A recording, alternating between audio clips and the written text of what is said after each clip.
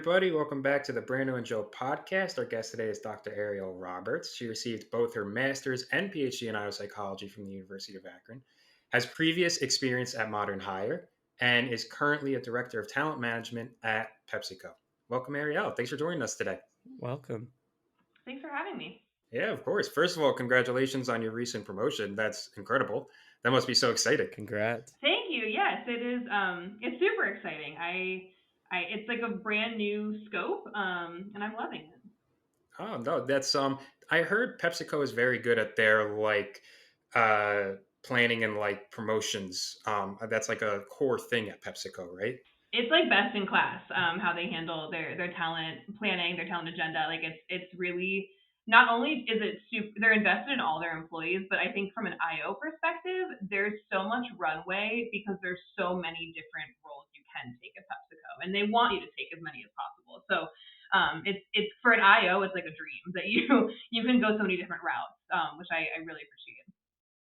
Yeah, it sounds like it's such a great area to be because they really do listen to their workers, and it seems like there's such a great culture there. Feel like specifically being in the talent management space has to be really cool to have your hands on so many different career paths and helping people out. Is that like kind of intrinsically motivating in the talent management area for you? 100%. Yeah, it's to get the exposure to one, there's thousands of employees here, right? So to make, be a part of that culture that makes them feel valued, I think is really, really important, and very motivating to make sure we're doing right by our employees. It's a great answer too because we actually just recently touched upon this in a previous podcast episode about actually liking what you're doing at work.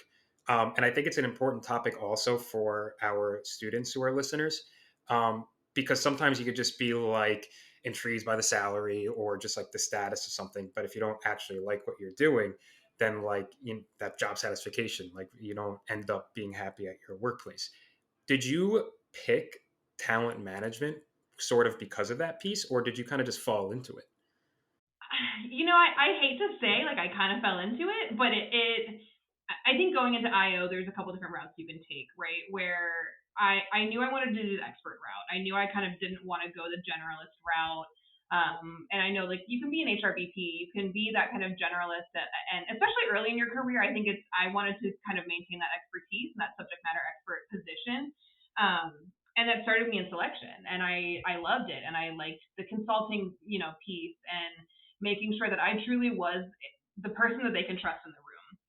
And then as you kind of go throughout your career, and you can't, I mean, it's advantageous to try different things, right? So as you do that, I mean, talent management is that broader umbrella where selection fell under it, and then I loved learning every bit of talent management. And I think it's interesting you say in your previous podcast of like wanting to be satisfied with your work. That's like the biggest piece of advice I try to tell folks is like know what's important to you, but also what's not.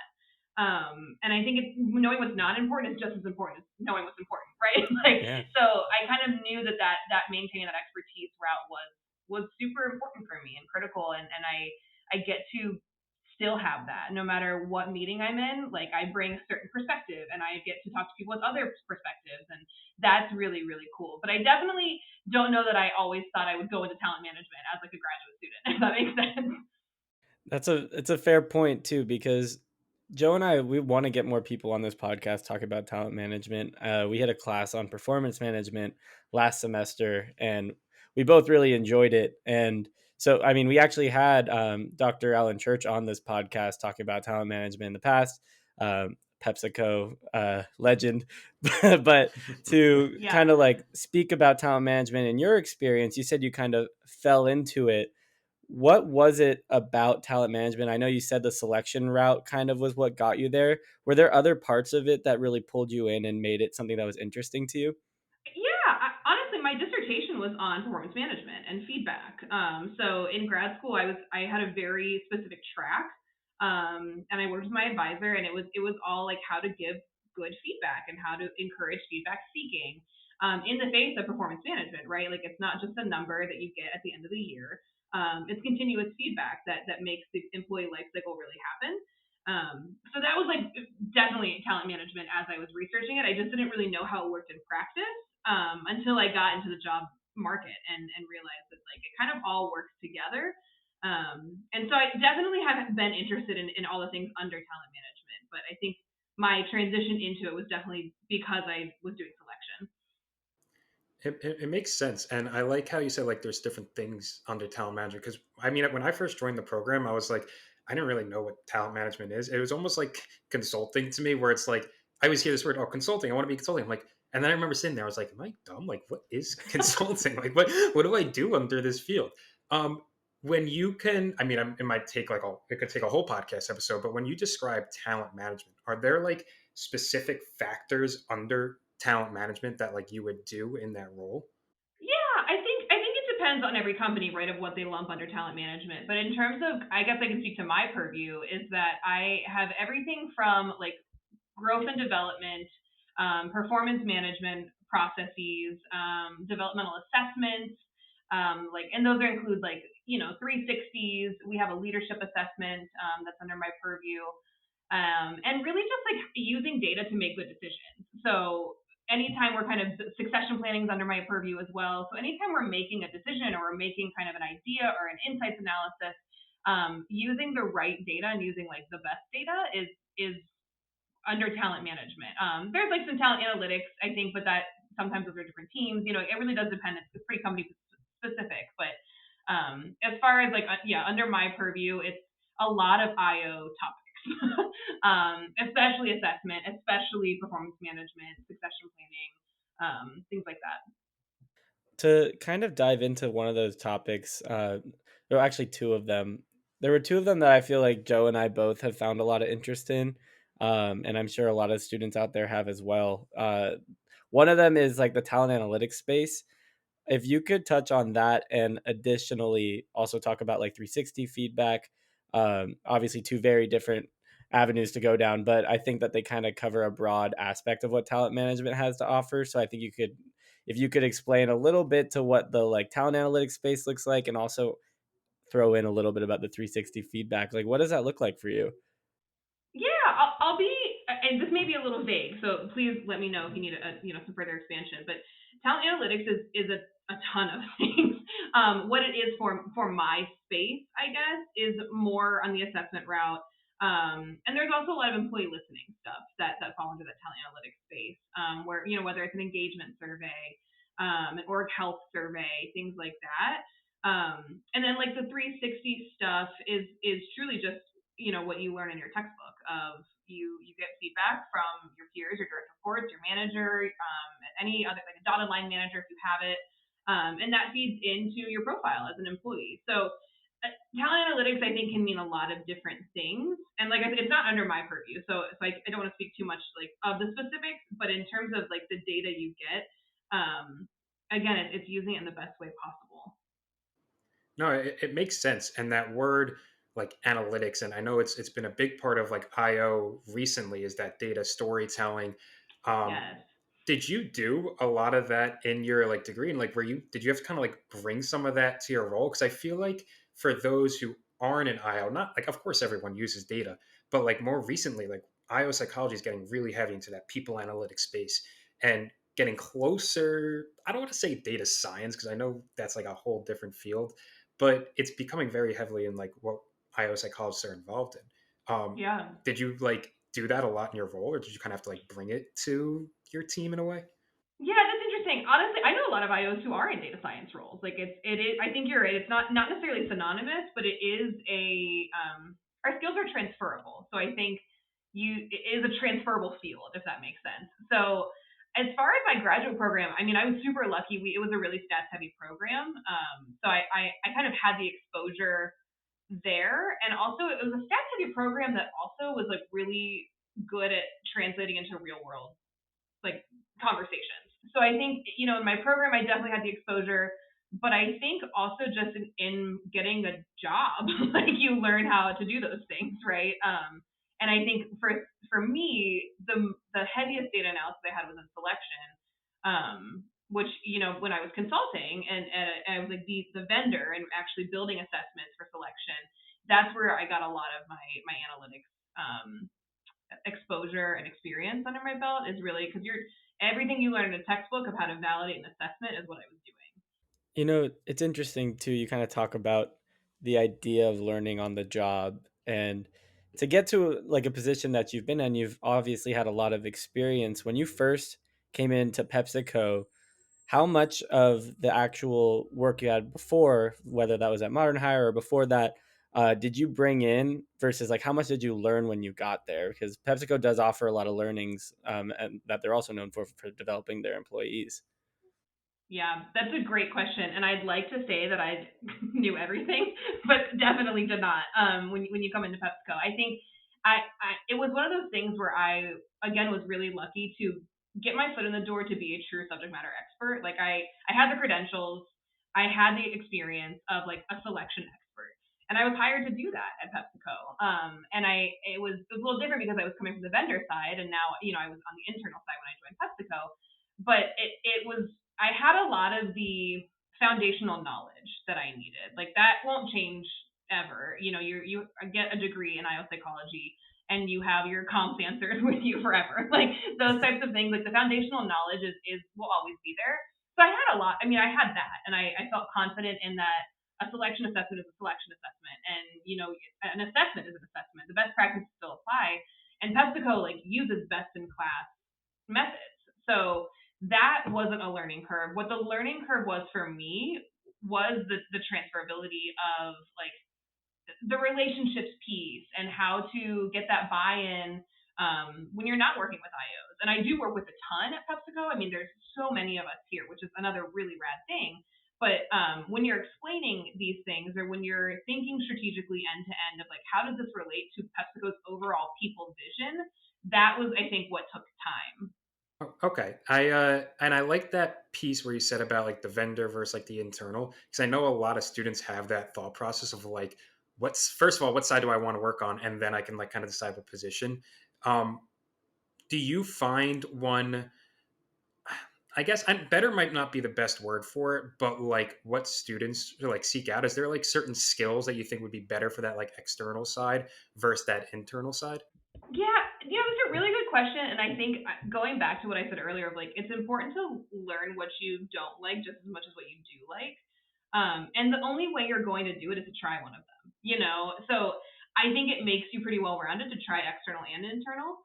I will say, and this is potentially like because I did it this way, I could be biased, but I think it was a nice transition to go from external to internal, as opposed to going internal to external, I guess. And I'll tell you why, and again, I may be biased because it's exactly what I did, right? But when you're working external, you have a lot of clients, and in my field and selection, you're there at the beginning, and then that's it. You stand up a selection assessment, and then they're your client, but you don't really see the end result after that.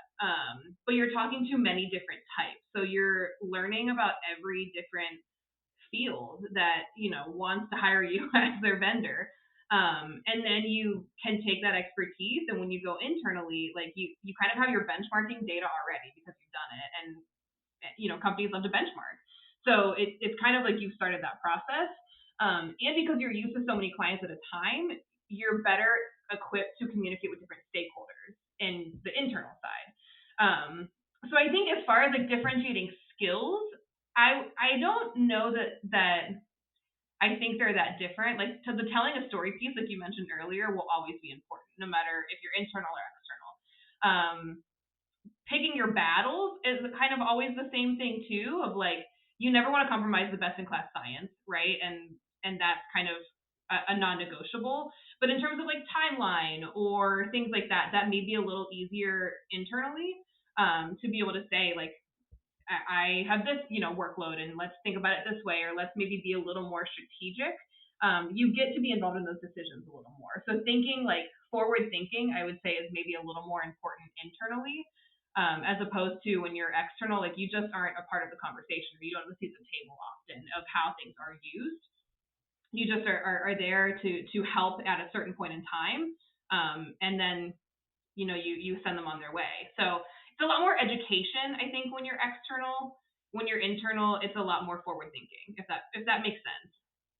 Yeah, I think that's a great way to put it. I definitely echo the sentiment from the external side as well, being that's where my current role is in.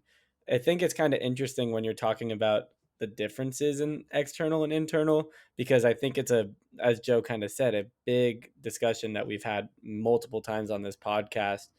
Would you say that from your experience in talent management versus your experience external and externally in selection, that there have been more challenges in one versus the other, or do they come with their own unique set of challenges for each?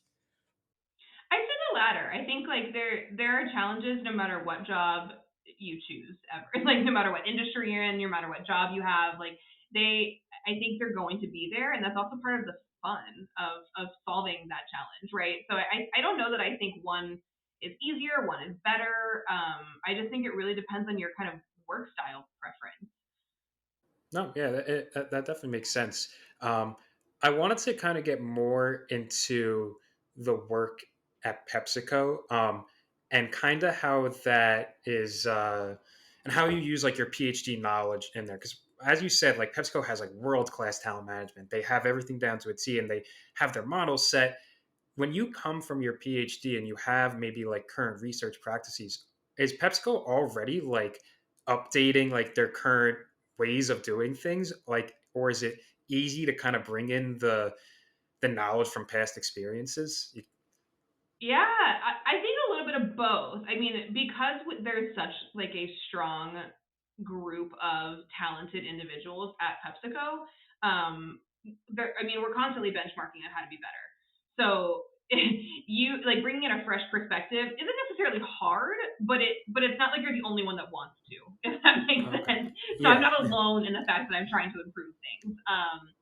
So it is one of those things where everyone has their own expertise as well. So like say I'm bringing in a selection perspective, but there's someone who has performance management perspective, and so thinking again like strategically of how those things all complement each other is a big piece of benchmarking too. So I think like it's easy to keep up with the literature when you're doing things that are again like exactly what you learned in grad school. Yeah, that makes total sense. In terms of like your role and what you do, I know you mentioned some of the like key projects that you're working on.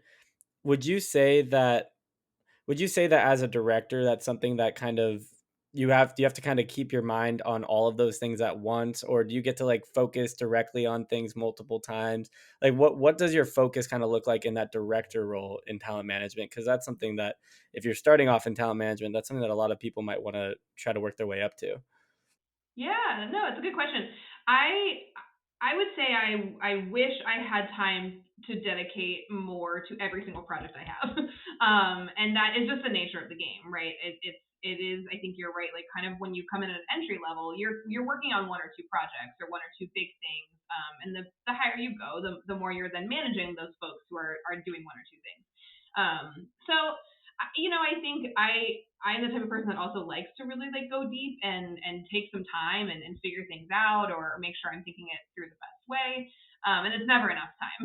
So I that's just again the nature of the game. But also I think at the director level you're in a lot of meetings, so the heads down time is not there as much as it would be at an entry level position where now I'm more consulting than I am running an analysis or things like that. Like someone is also running an analysis and I get to look at it and I get to interpret that with them. But it's a lot more consulting or weighing in or thinking through a challenge with a group of people as opposed to me doing like siloed individual work. Do you think you ever miss more of that siloed individual work? Because I remember talking to someone within a similar career trajectory, and they were in that more manager director role now, and they're like, sometimes I miss, those. They were software engineering, so sometimes I miss those like coding projects, and now I'm working and I'm more managing people, which is also great. But those like roots of your career can sometimes be like reminiscing. Yeah, I don't know that I miss it yet. I don't I think I probably will. Like give me a couple more years, maybe I'll miss it. But I do think that again, like I feel very lucky in the sense that if I did want to do an analysis, I could. Oh Or yeah. at least I get to talk about it with my team. And so I may not necessarily be the one clicking the buttons or writing the code, but I at least get to see the data or I get to see what the output and talk through that. So I don't feel like I'm losing my skills in that sense. Like, how if you don't use it, you lose it. Like that's Mhm. always a fear I think of folks. And I don't feel that way in my position. That's really awesome. It's cool that they give you that opportunity, like if needed or anything along those lines. So talking about like your role as a manager and like what you're able to do versus what you're not able to do, something that always comes to my mind in terms of like RIO degrees and like the dexterity of them, like when you are going into a manager role, are you applying some of the IO principles that you learned maybe in graduate school, like in terms of leadership or motivation? Like, are you now applying some different things to the way that you're doing your work versus in the past when you were focused on the tasks and now it's managing people as well? Yeah, I still feel like I use my degree every day, which I think is like a rarity for and maybe it isn't, but it feels like a rarity that I feel very lucky that I get to. I think there are definitely like corporate skills and ways of working that you learn on the job that aren't something that I learned in grad school by any means, right? But in terms of the stuff I do, I know I keep saying is like textbook, but thinking about like taking an assessment and validating it. You start from the very beginning, right? And so you do a job analysis. You would identify the competencies you're assessing. You would build the assessment. You would then set up a predictive or concurrent validation study. Like those things I get to see happen in the real world. So again, it's that like interpreting the results is kind of under my purview where I get to really see like from start to finish what IO really looks like in the real world. So I think I use my grad school skills on a daily basis. And I'm still sometimes I will pull like my comps notes up, which is so silly, but I will pull them up and say like, well, according to research, like this is actually exactly what we thought would happen, right? And even in like external benchmarking, I'll read a Forbes article or a Harvard Business Review, and I'll say like, they actually did that study already in Leadership Quarterly. Like those things are still pretty salient for me. Gonna have to make sure to download my notes before they uh, take away my Hofstra email. Yeah. But it's nice to hear too because I know as part of our program is we have to have an internship at Hofstra University, and I know I've heard from past students too that like you take these classes, you're so excited to start working, and then you get into your internship to ready to use that IO knowledge, and they're like, "No, we're not doing that. We have a way of doing things at the internship." You're like, "Oh, but I just learned all this cool things about leadership." So it's nice to hear that in your roles you've been able to use that research and just like your knowledge in general. Just curious, is there like any projects that you remember from your courses that you're like, oh, now like that was just like this project that I did back in grad school? That's funny you say that. I took an individual assessment class in grad school where like we had to take a personality assessment. We had to do a 360. We had to do and like it was very much a multi-trait, multi-method approach where and like it's something that PepsiCo is really big on where you have a simulation, you have a personality assessment, you have your 360. And it's based off of our leadership model that I mean, it's very easily Googleable, the Great Five leadership model. So in an individual assessment class, I kind of did the same thing where then I had a coach that like it was a grad student, right, like a peer, that coached me based on my results, and I think like that is something that it again is textbook that I see at PepsiCo where it's like the world class like assessment program that we do to invest in our employees. And at the time in grad school where you're like, this is funny, I'm taking a personality assessment. You don't realize like how fascinating that world is. That's so funny. I'm gonna quote Joe on this, but we were doing a project back during our what was it? It was selection. It was a selection research methods project, I know what you're gonna and say. we had an episode about psychometrics, and like we learned about like testing the statistical validity of questions. And Joe was like, when you're doing a project like the one we did in class, like you didn't understand that how much it actually mattered to like create that validity, and like you're just thinking, oh, I'm just making these questions, but there's actually so much that goes into making them. So hearing that from your experience, Ariel, is like very comforting for us and hits the point that we've kind of talked about too. One thing we want to kind of leave off here with, we want to ask you the question that we ask all of our guests. You've already given a lot of great advice and a lot of really awesome insight into your career. if there is one piece of advice, whether you've said it on this episode or additionally, that you could give to IO students who are either starting their careers or are starting their graduate careers, like what would that advice be? Yeah, I think, I'll go back to what I said about like learning what you like and what you don't like. And I think that just comes from accepting offers and things that are out there in your world. Try not to say no. And if you want to, like that's totally fine. But oftentimes like a job is not exactly what you think it's going to be. So if you're even remotely interested in it, like try it out and see if you like it. And if you don't, that's okay. But if you do, then you have another thing under your resume. But the other thing also is, I think, not necessarily IO related, but something that I wish I learned earlier is that like learn someone else's language when you're talking to them. No, I mean, again, I'm very lucky that there are so many IOs at PepsiCo, but my mom doesn't know what I do. Like people don't know what IO is still. It's still not that common. So when you're communicating with someone who's a stakeholder or who you are like they're your client or whatever it is, they're not going to take the time to learn your language, and they shouldn't because you are trying to help them at the time. So taking the time to learn their language builds trust so much quicker than anything else. And to make sure that you're appealing to them and motivating them and having an end goal that is the same as theirs. That takes time, right? And I didn't really think about it. I just like coming out of grad school, I wanted to show how important IO psychology was because it is. But the way to show that sometimes is to not speak like the IO language, but to speak someone else's language. So that would be the one thing I think, besides just getting a breadth of experience and learning what you like, but also just remembering that everyone comes from a different background, and sometimes it's our job to flex. It's wonderful advice. I especially like that piece about being okay if it's not something you love, because I feel like sometimes we're scared to get into an experience, and because like, what if I don't like it? What if it's not for me? And that thought process of it's okay that it's not for me doesn't really come across mine. But you're totally right. You don't really fully understand if you like something until you try it. So I think as grad students, like that's what you should be doing. You should be trying this. You should be trying that. And then if you do it for a year or two and you find out it's not for me and there's like a different venture you want to go towards, uh, that's totally okay. And as grad students, like, that's like what you have to sort of learn. Yeah, and while you're young, like do it, right? Like it's like Yeah. 1 to 2 years in the grand scheme of things is no time at all. So why not? I think it'll give you, and also then it just gives you more experience to speak to, even if you do hate it. There are so many things that are good about it, even if it's not your favorite job you've ever had. Yeah, we've spoken about it a few times on this podcast, but just the transferable skills of IO like are tremendous. Like you can throw in IO to any job that you've had. And on top of that, starting a career, whether you like take a jump and it doesn't work or not, they always open up other doors. So if you go and you try something, it's not like it's going to close everything for you. And I think that your advice really speaks volumes to that as well, like making those decisions and really helping out your career. You're in control of your own destiny. So I think it's a great point for our listeners out there to hear. But we want to thank you so much for coming on here. This has been a treat for us.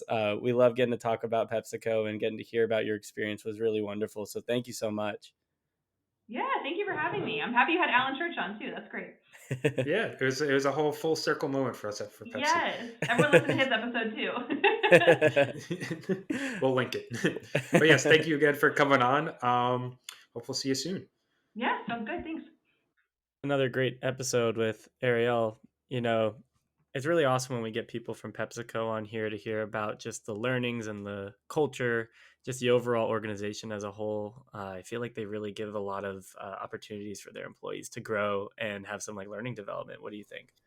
Yeah, they're definitely world class in what they do. I mean, we kind of talked about it on the podcast, but everything that they do seems to be like top notch. So it seems like a really great company to not just learn how talent management should be done, but to also just grow your skills as well. And Ariel did a great job of like explaining all the ins and outs. Yeah, 100%. And we were definitely able to get some insight from her. And I know she spoke to our class first year in the program. So just to hear her perspective was definitely very valuable. And, we really appreciate her coming on here and taking some time for us. Yeah, absolutely. So thank you everybody for listening, and thank you to Ariel for joining us today. and hopefully we'll catch you guys next week. Yeah, we'll catch you guys next week.